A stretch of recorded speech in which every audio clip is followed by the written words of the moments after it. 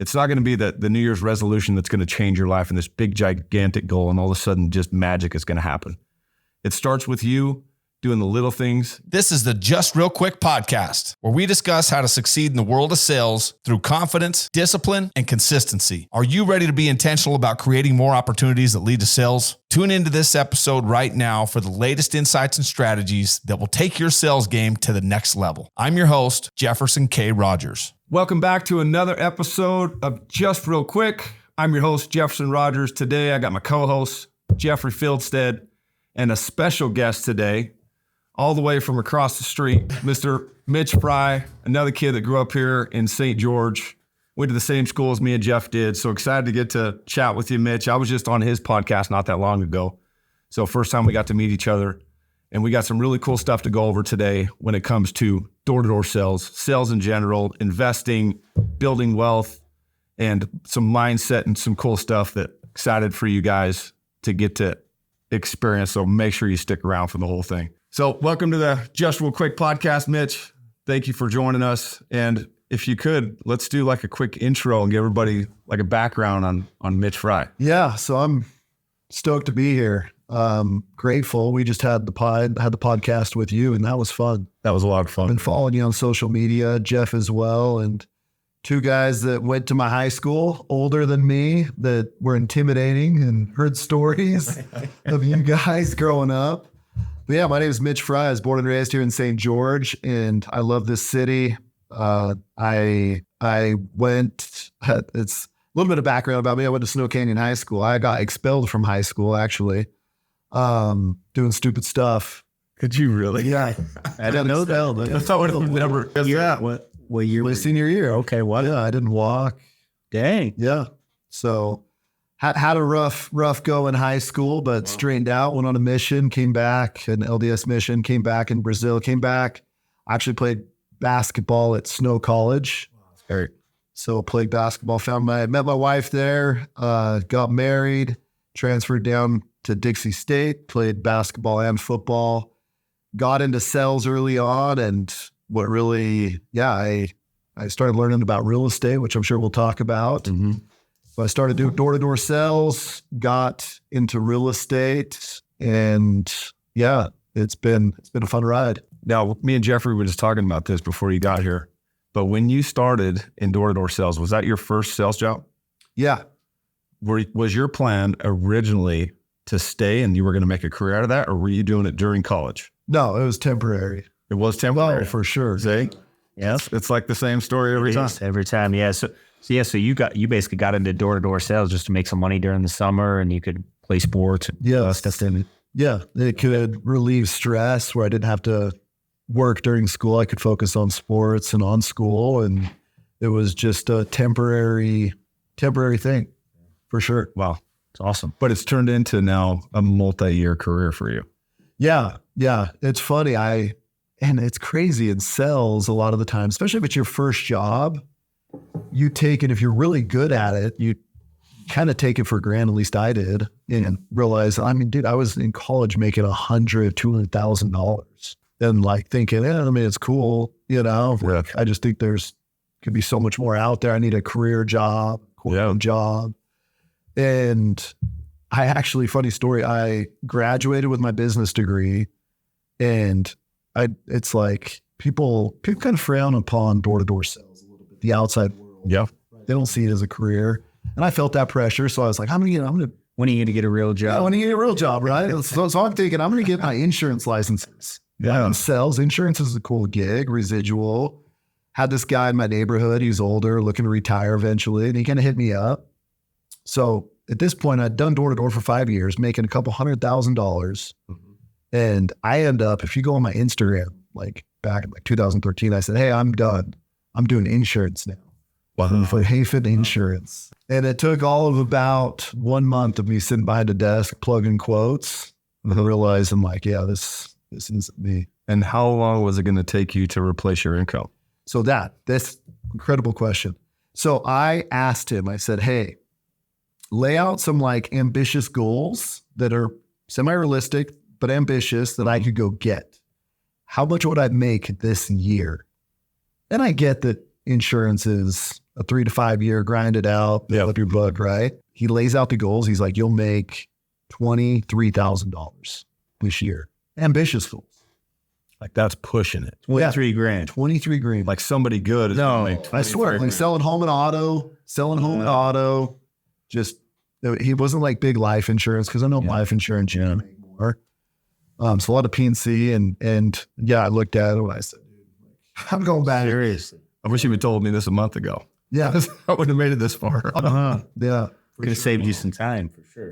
Could save me time. So from there, it was like a whole new, the feeling of going back to door in my company, appreciation, excitement.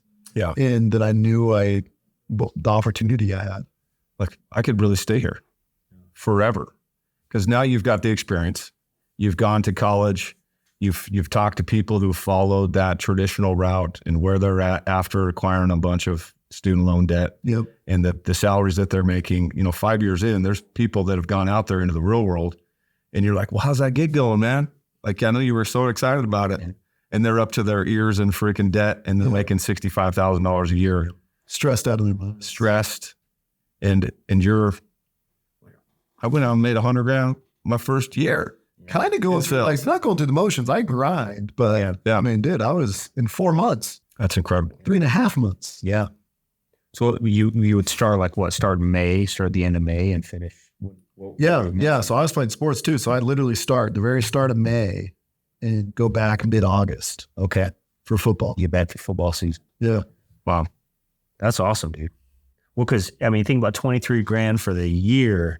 You were making that in 3 weeks. Yeah, I was making that less than a month. Yeah.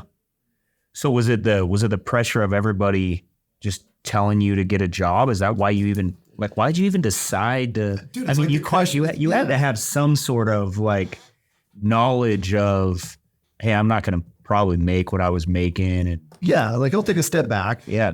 For hopefully a step forward, taking a different role or a different job. But it's just the question that got brought up, like, dude, you're actually going to do this? Like, is it your career? Yeah.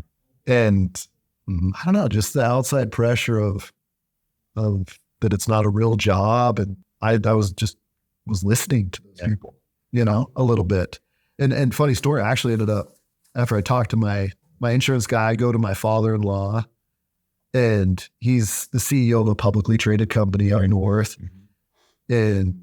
And I didn't know how much he made. I knew he was doing well. And he's like, I start kind of telling him, like, I think I'm going to go back and do sales. And I never told, no one knew how much I made. Right? I lived frugal, bought real estate, very frugal, drove a piece of crap car, lived moderate. And I was just buying real estate all through college. And he asked me, because he had no idea. He's like, well, how much you making? I'm like, like 200. Mm-hmm. He's like, 200,000? And I'm like, yeah. What do you mean you're going to leave? Yeah. He's like, are you dumb? Like, dude, I'm the CEO and I make like 300. Mm-hmm. And I've been here forever. After a 25-year career. Like, I've been here forever. Yeah. And he's like, do you think you can make more? I'm like, oh, dude, I know I can make more. Like, I know I can go. And if I go all in, full year recruiting, leading, training, and even sell longer than 3.5 months, I'm like, dude, I know I can go make 300, 400, 500,000. So yeah, he ended up telling me, you're an idiot. Go back. Yeah. Who cares what people are saying? Yeah, who cares what people are saying? Well, I think I think we all care at some point what people are saying. We just got to be careful who we choose to listen to. Yes. Who do we put on a pedestal and who do we respect?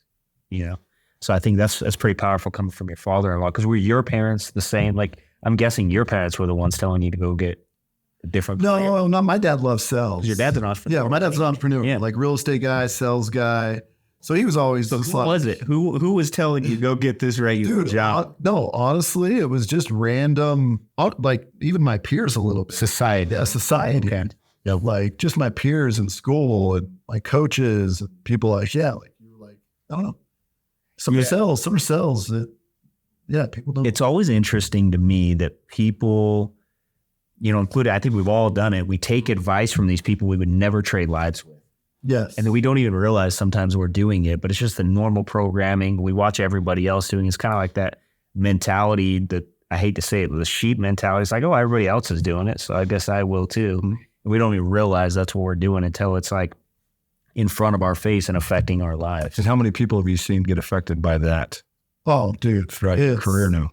Countless. And they come back Countless. and they were excited at one point and all of a sudden they're deflated. They're just like, I don't think this is for me, man. Countless. And you're like, what happened? You listened? Actually, yeah. I actually started thinking with your question. Honestly, a big part of it was my wife, because she grew up in a conservative, take the corporate route where you have benefits. Yeah. And she just didn't understand. Like, she doesn't understand. Didn't really realize how much I was making, but she didn't know business that well. So a lot of it was actually thinking about it. My wife and their sacrifice, like they're sacrificing my job. Yeah. We have to take our kids and move away from this. So Yeah. hard. Yeah. Right. That's hard. But then Yeah. with time, of course, she started listening to her dad and her brothers, and her brothers realized and how much I was making too. And her brother's like, dude, every job has sacrifices. Hey, you know what's harder than moving away for 4 months? Making 23 grand a year. Yeah. I mean, that's And having to work every way hard. Monday to Friday. Yeah. 9 to 5. Yeah. You know, pick the kids up from school. Yeah. So her brother even said like, well, I have to work like some holidays. I have to go into Saturdays sometimes. I have to work every Friday till 5 p.m. And daddy's making 200 grand. And he's making 200 grand. Yeah. So it helped to put things into perspective. And it was important for me too, as a husband, coming from a stable job where, you know, there was a thriving business and I could show up every week and have a consistent paycheck. I was on salary. Yeah. And then I told my wife I was going to go try this sales thing. And she, you know, same type of thing. She had never known anybody that had done sales. Scary. And we had just been like sprinkled in some of these experiences, seeing other people be successful there, but we were both scared. Yeah. And I had to sell her on it. Like, you had to sell her. Yes. And I didn't realize it at the time either, but I was convincing her, like, I'm not going back to that effing shop. Like, I don't want to watch my kids grow up over cell phone pictures anymore and work freaking 70 hours a week to make this money. Yeah. And I see that the lifestyle that these guys are making is kind of a version of what I would like. And I want to go after it, and I need your support. And if I wouldn't have been able to explain it and sell her on it, it would have been a fight the whole way. Yep. Yeah, and part of it was my own fault and not communicating well with her too. You know, and laying it out. Well, I think that too. I always tell somebody, probably the most important financial decision you'll make in your life is who you choose to marry. You know, because it's going to impact what you do, how much you make, all of those things, right? If you have somebody cheering you on to go chase your dreams, you're much more likely to hit it than having someone saying, I don't know. Yeah. I mean, some people do it, right? Some people are good at just, you know, leaving that at home and going to work. But for me, I don't know if I could have done it. That's almost impossible. Like, how many times have you seen a relationship at home affect somebody's performance?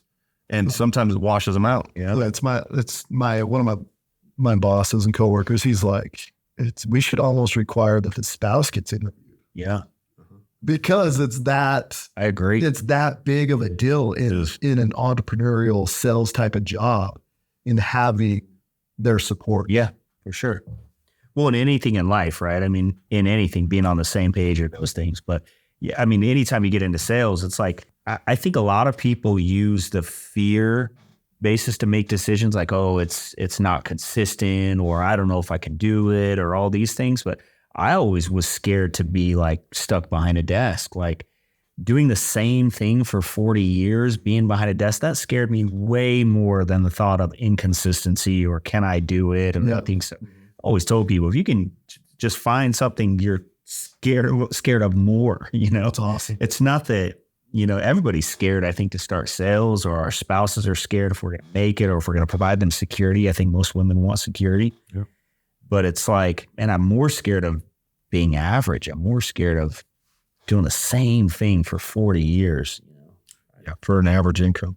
Yeah. I mean, even for a big income, right? I think at some point, if you're working 9 to 5, doing the same thing as totally monotonous for the rest of your life, and you have to sit at the same desk in the same box and the same thing for the rest of your life, watching your kids grow up. I mean, really, I think that's what I love about sales, is like, you can set a goal, you can go accomplish it, and you can really design your life the way you want it, you know? I think, yeah, that's exciting. And that's, and really, when you think about the sitting behind a desk, this guy that you were talking to, your father-in-law, was a CEO. He'd been, you know, desk job or corporate life for 20, 25 years. And he had capped out. Like, I'm sure they'll get raises occasionally, but $300,000 is about what you can expect. You can cap out after a 25, 30-year career and still never have made enough money to truly create wealth for yourself. Yeah, and he hadn't. Actually, I was recently telling him about real estate, and like we were driving by one. I'm like, oh yeah, like 5 years ago, I bought that for X. It's worth X. I have it paid off. His wife's like, we need to buy real estate. and he's like, yeah, that ship sailed. Like, Oh man, we're 70 years old. That's, You know? yeah. And wow. and honestly, becoming more educated for myself, in me thinking like his job. I looked at him as like, man, this guy has it all. I thought he was making $1 million. I didn't realize that CEOs really they make good money. That's after a long time. We talked about putting themselves year over year to get to that point, and then they're capped. They're capped. And that's it. And inflation is outpacing any freaking that he's getting. Yeah. Yep. So now I'm curious, because it could have been anything. Like there's roofing and windows and solar and security cells. And I'm sure you were approached by a lot of those other companies too. Yeah. But what was it about pest control? So I actually did alarm systems for a summer. Did you? Yeah, with Vivint, which I think Vivint's an awesome company. Yeah. Right. Great culture. Yeah, great culture, great training. Like, you're going to go sell alarms, go sell Vivint, because that's where you'll learn at the highest level. They have the best resources. I had a good experience, just not a great experience. And I looked at it. My little brother was coming off his mission, and it's just a hard sell. Is it? Yeah, it's just a way harder than pest control, right? Right. But you can make more per sell. So that's what intrigued me in the first place to go do it. It was a higher ticket item. It's sexier than pest control. You have the technology, the cameras, the door. It's just a little sexier, right? So I had a buddy come do pest control. His name's Tosh. I chose to go do alarms. And it was kind of like, all right, we're going to show whoever shows who up, the other follows. Mm-hmm. I took 10 buddies with me to do alarms. Wow. Not one of them really made enough money to make it worth their time. No kidding. So it's hard. And a lot of it's leadership and culture on that team. Yeah. There's a lot of things you can point to. But the reality, I looked at it and I said, dude, my little brother coming home, there's no way. I mean, You don't want to put him in this. I don't know how skilled he's going to be. Like, it's too risky. And in the meantime, my buddy that did pest control, he took his brother-in-law and a bunch of people out there, and they crushed it.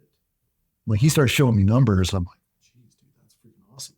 And then he really just said, hey, pest control, like, it's a genuine need. Like, we're focusing on areas, people have money, there's bugs, there's mice, rats. That they need it, right? They could do it themselves. They could already pay someone to do it, but you're going to run into people that genuinely need it. Yeah.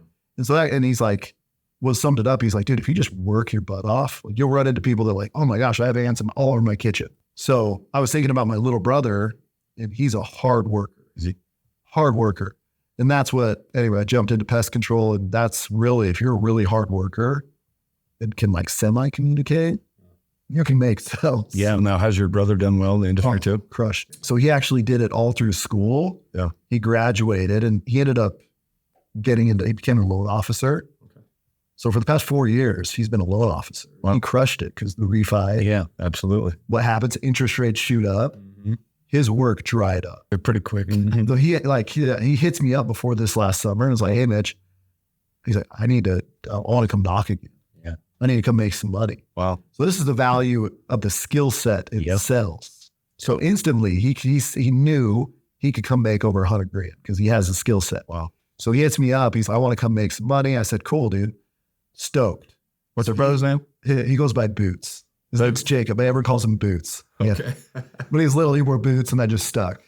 Diaper boots. So No kidding. But anyway, he comes out, and with inflation, we have to charge more for pest control. Right? Yeah. Like, cost of everything has gone up. Yep. Vehicles, gas, product. So when he sold, we would sell a contract for $500. Mm-hmm.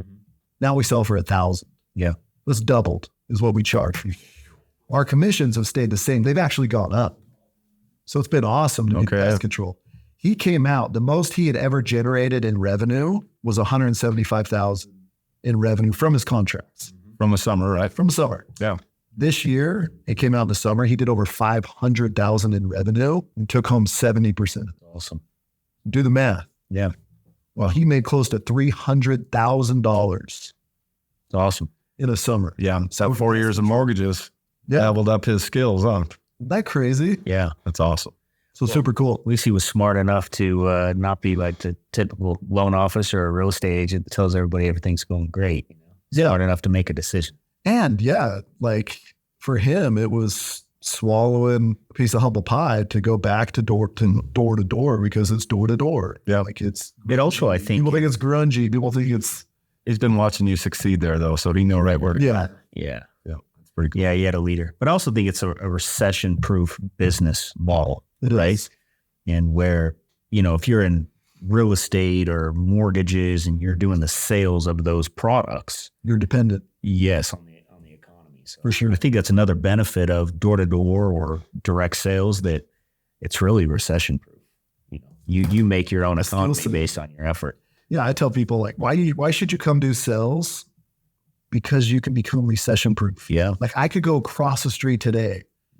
It could be curb payment. Yeah. Like numbers. Mhm. I know I go make a couple $1,000. Yep.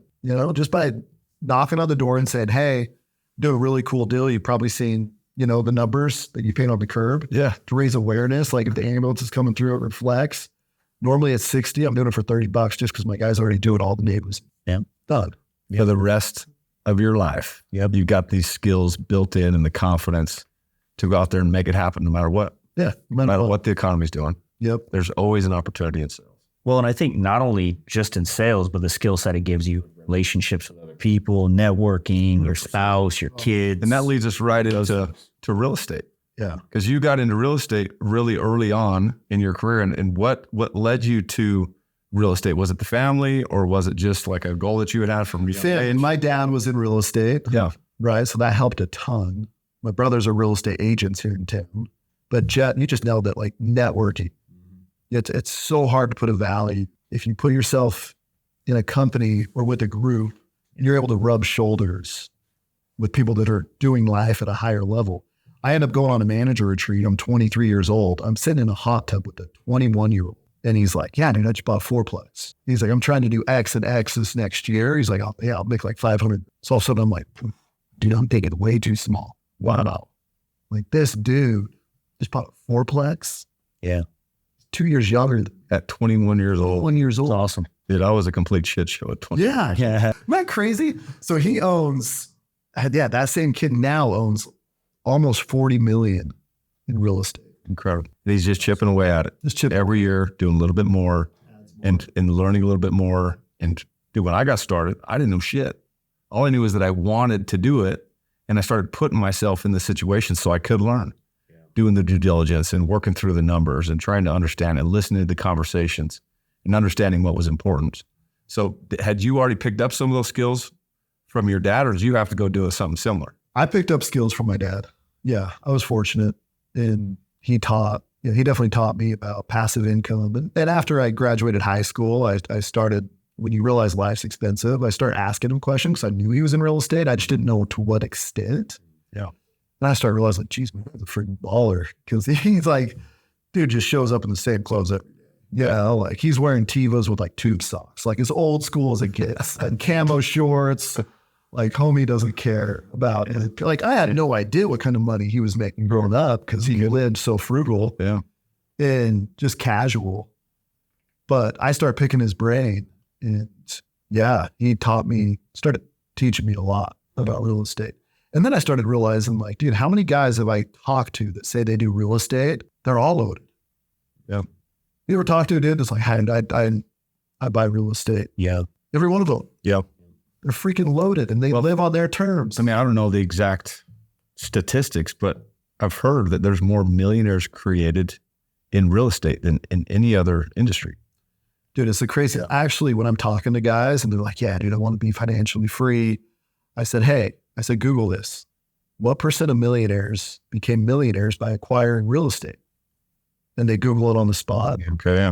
I'm like, what's it say? 90%.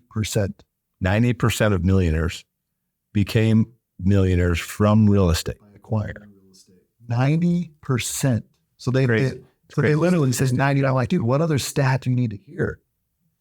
Like, do you want to become a millionaire? Yes. You want financial freedom? Yes. You got to figure out how to get in the game of real estate. Yeah. Well, it's because it allows you to leverage, right? Yeah. So now not everybody has a background like you where their dad's a baller and he's been doing real estate and can teach them the ins and outs. So now how do you recommend that people get started when whether they're in door-to-door or they're anywhere else trying to get started to have an opportunity to be part of that statistic?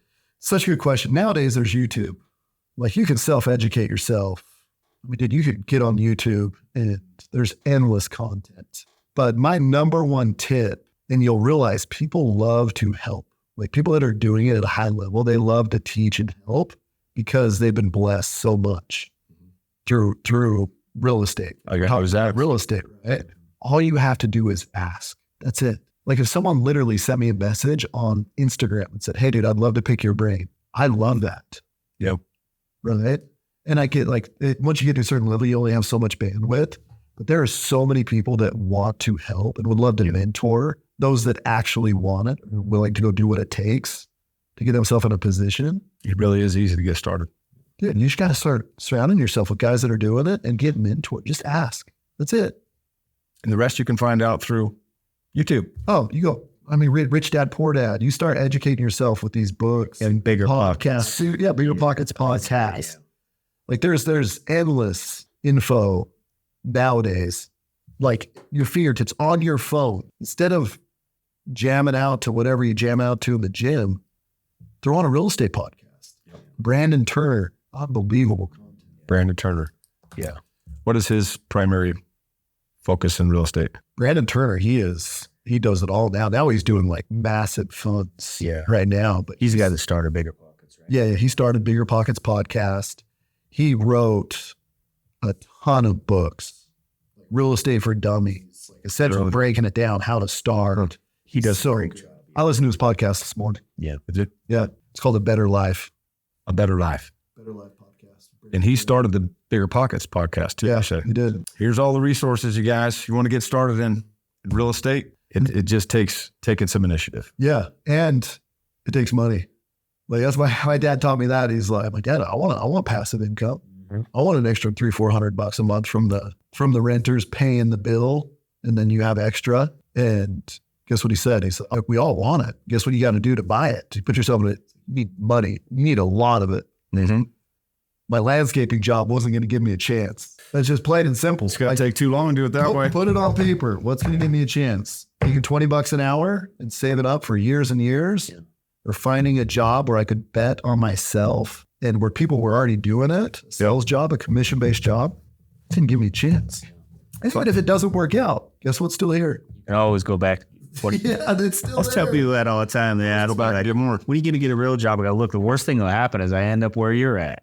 Yeah. You know, I guess the worst thing that would happen. Like here you are criticizing me for chasing my dreams. Yes. What's the worst that could happen? And my life coach, in talking about endeavors and taking on risk or doing risky things, he's like, okay, let's say you go do it and you fail, or you don't, maybe you don't like it. Yeah. Are you still glad that you went for it? Because really, what's the worst that could happen? You learn. And it keeps so many people from taking action. But if you think about it like that, what is the worst that could happen? You're going to lose a little bit of time. Yep. You're going to gain some experience. You're going to learn maybe something that wasn't as appealing to you as you thought it was going to be. But you got all those things on the other side of that you now get to use for the next thing. Yes. Well, I think so many people have this fear of failure because they're worried about what everybody else thinks about them. But the reality is the winners, people that win in life, when they watch someone fail, get back up and do it again, there's so much respect earned for those people, right? It's like if you've won in life and you watch someone take a risk, they fall down, they get back up and they try it again. Anybody who's won goes, and those are the kind of people we want to be around. Yeah. I mean, if you go look at Jeff Bezos, all the biggest of big dogs, Elon Musk was at the brink with Tesla of losing it all. Yeah. Jeff Bezos did it out of his garage and grinded had ups and downs for years of failing and falling down. Slinging books. Well, I think Elon Musk's story is so cool because when he sold PayPal, he literally took 100% of his money. I mean, he just got like $180 million or something. Dumped it all. 100% of it into Tesla and SpaceX. And was, asking his buddies for lunch money. They didn't believe him because they saw all these. Is that crazy? Yeah. I mean, he really didn't have any money. No, really, I spent it all. Yeah. I mean, most people that, get Sleeping on a $100 couch. Yeah, get $100+ million payout. We'd probably not do what you Yeah. did. And the lesson there is there wasn't another option. Yeah. And that's a problem. Nowadays, a lot of people, like, even in my job, they'll come and they still have, they leave other options. Yeah. You know, like, I know I can go do this or that, or I still have this line there. Yeah, they got the plan B. They got the plan B. And it's constantly nagging at them. Yeah. Yeah. Like, I could always just go do this. Instead of just focusing your attention Yeah. right here. Because one of the things I've noticed, I know of and have met a lot of successful people, and I ask them similar questions like that. Like, you know, how many failures did you have, and how many do you remember, and how many like kept you from doing the next step?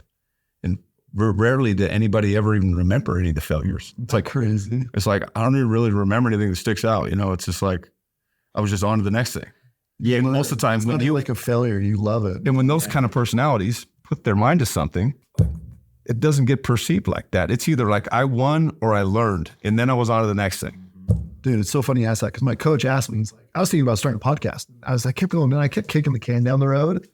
And he's finally like, Mitch, what have you done in your life that you failed? And I literally, of course there's been failures, but you don't perceive them as failures. Like, I couldn't think of anything like that I had control over. Yeah.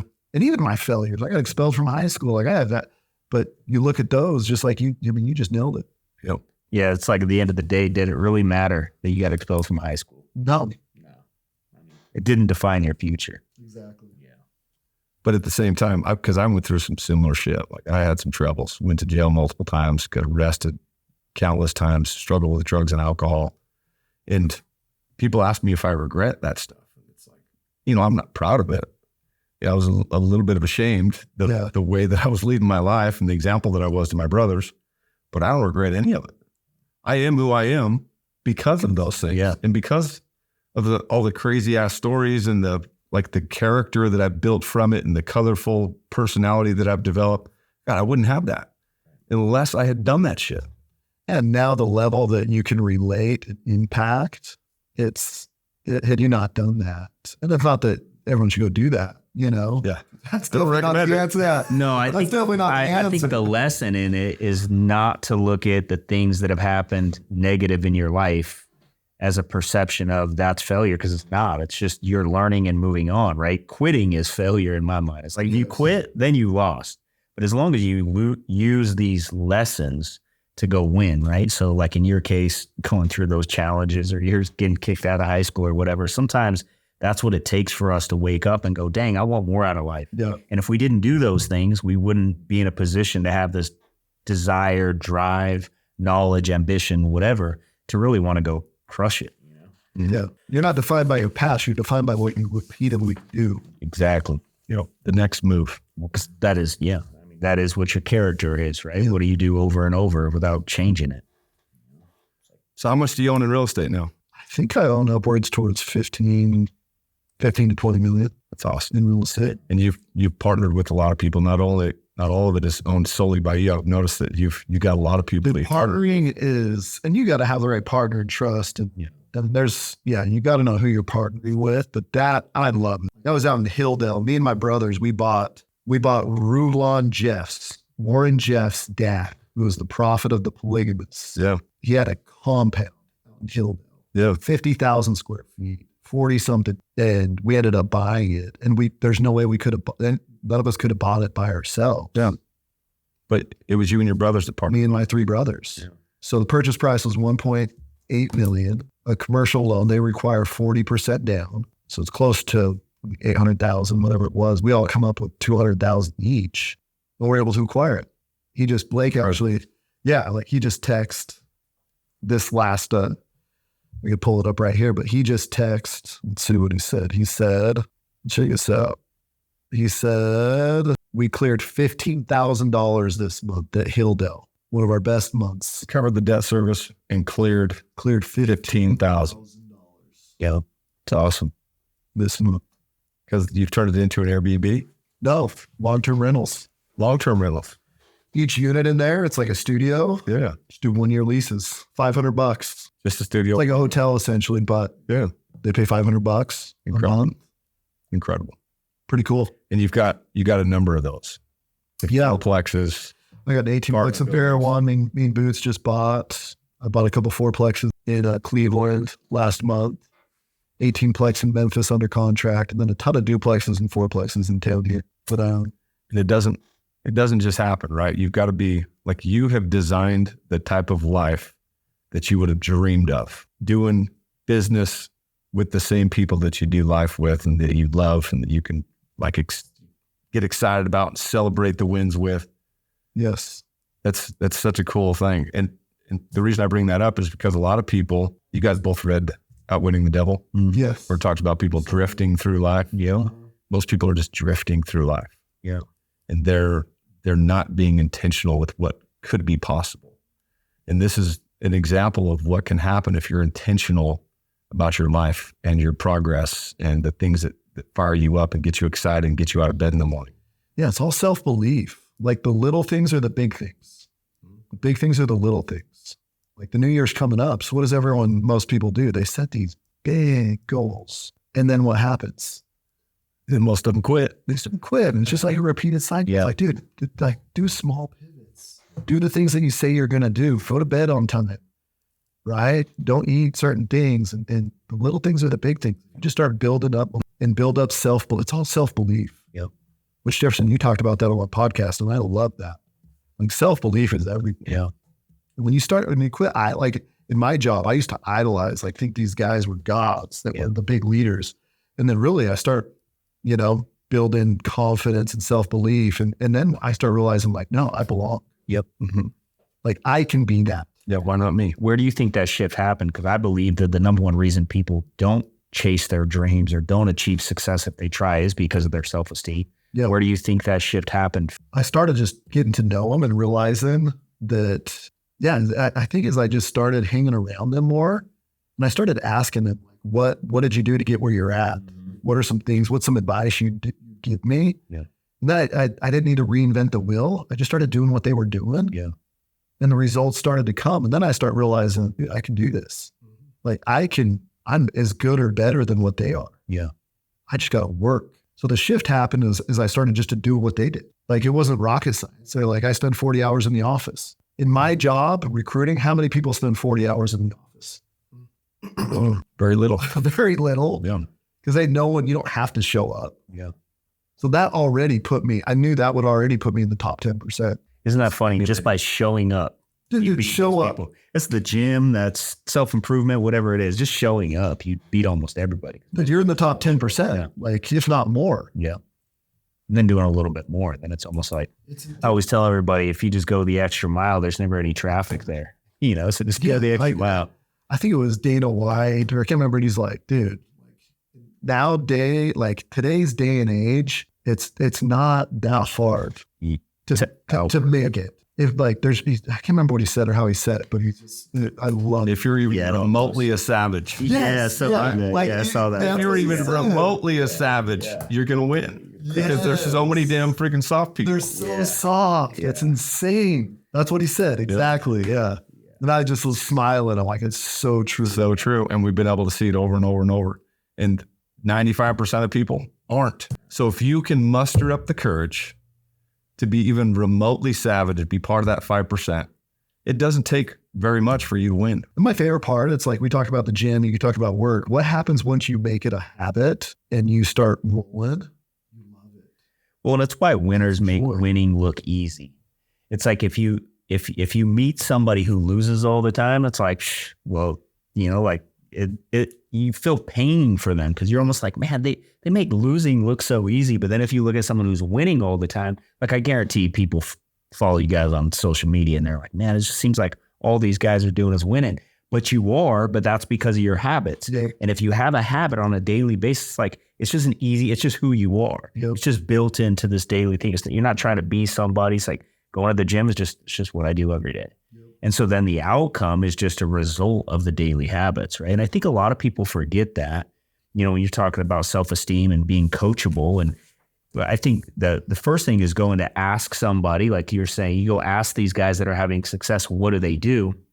And then I think the most important thing that you said is like, you actually went and did those things, right? You actually went and implemented them. So I think a lot of people, they want to have success. They want to go win at whatever it is they're doing, but then they just, they don't show up or they're not coachable. They don't do the things that these guys are trying to or invest in real estate, right? Or whatever it is. It's like, if you want to succeed, you got to be willing to go pay that price and be coachable. And then it starts building that belief in yourself. It's like, oh man, I did it a little bit. You start feeling a little bit better. I can do it more. I can do it more. I can do it more. Right. Yep. Do you feel like that has happened in your life? Like, especially like use real estate or sales or whatever it may be. Do you feel like your goals have grown over time? Do you feel like your perspective and your dreams have grown bigger because of your skill set, your results? Like, what do you think? Because I know they've gotten bigger over the years. Yeah. What do you think has caused that? Because I think a lot of times people look at where you're at now and go, man, here I am my first year door to door. I'm just trying to learn how to do this. And here's Mitch, how many years have you been doing it now? 13 years down the road. And they don't see the journey in between start and 13 years and what it took. Right. So, I mean, what do you think it was that caused you to continuously every year get better, raise your belief, and continuously leveling up and growing your dreams? Because it didn't start this way. No, it didn't. And it takes time. Yeah. And it takes consistent effort. But to me, it's the power of, even with money, it's the power of compound. Yeah. Right? Like if we talk real estate, the hardest doors are your first 5 doors. I bought individual town 5 times over. And all of a sudden, you start learning the game, you start being able to do things different. And you jump to 10 quick, you jump to 15, you jump to 20. So to me, it's the power of compounding. And as you consistently do it, you're going to get better. Yep. Right? You're going to get better. It's like Abraham Lincoln talked about, cutting down a tree. If he had 7 hours to do it, what's he doing? He's spending 6 hours of it doing what? Sharpening his axe. Right? And as you sharpen the axe and you're continually working on your skills, you're going to get better. And then it compounds. So I tell my guys that are recruiting, I'm like, how are you going to get better if you don't actually just go out and start doing it? Yeah. Now imagine if you do it a lot. Yep. Then you just keep working at it. And then you're going to get really good. And then imagine doing it really good at a high level for a couple of years. That's when you start making it look easy. Yeah. And then it just compounds. And everybody's like, man, I wish I could be at that level. But you didn't realize, and all 3 of us have a similar example in our lives of where we were, dealing with the struggles, not very experienced, insecure about things, sucking at not it, confident, and really sucking, yep. But just sticking with it and sticking with those little things, which turn into big things and create momentum, create more confidence. And then like, man, today it doesn't seem like a lot, but when you look back at 13 years ago, where you were at, it feels good. Yes. To be able to. Absolutely. It's like I tell everybody, nobody was born overcoming objections. And it's like, crap, you got to learn, right? It's like, whatever it is, you've got to be willing to put in that time, and you got to be willing to get better throughout the process and I think falling in love with the process. There's always that saying, the joy is in the journey, which I don't agree with. I think actually the joy is in the result, right? It's like accomplishing, but you do have to fall in love with the hard stuff because it always hurts, right? You do. I don't know about you guys, but I never love doing hard crap. It's hard, but I love the result and the way I feel after I confront doing the hard things. Right? It's like that result is what I love. Leg day is a good example of that. Every time I go to leg day, it's like, I'm going to feel good about this after leg day. Yeah. Right now, I'm dreading what's about to come. Or how about a cold plunge? Right? So I tell people all the time, right? Every time I look at that cold water, I'm like, this is going to stop. Cold plunges are awesome. Yeah. You stare at it, you have this inner battle. All right. My wife comes out 10 minutes later. She's like, what's taking you so long? I was like, I'm just working my way up to it. All right? I had a couple things I need to get done around here, Well, what happens when you get out? Amazing. Let's go. Still sucking. Exactly. To have done some hard shit. Yes. So as we wrap up here, there's a common theme that you'll find with successful people is they do the small things consistently. And that's how it can start for you. It's not going to be the New Year's resolution that's going to change your life and this big, gigantic goal. And all of a sudden just magic is going to happen. It starts with you doing the little things, getting out of bed when you said you were going to get out of bed, not eating the shit when you said you weren't going to eat the shit, and consistently doing what you said you were going to do, even when nobody's watching. And it builds confidence. It builds momentum. A day turns into a week, turns into a month, turns into a freaking lifetime and a legacy. But it's got to start somewhere, you guys. So get started today. If you're here watching this podcast, we know that you're serious about taking your life to the next level. And now it's just time to put it into action. do the small things, create that consistency in your life, and keep coming back every week to get some more of the Just Real Quick podcast, because we'll keep dropping the big bombs and the things that can help you out with sales, leadership, communication, real estate. And if you haven't already, like and subscribe to the podcast. Share it with somebody who you think could benefit from this message from my boys here today. And we'll see you next time.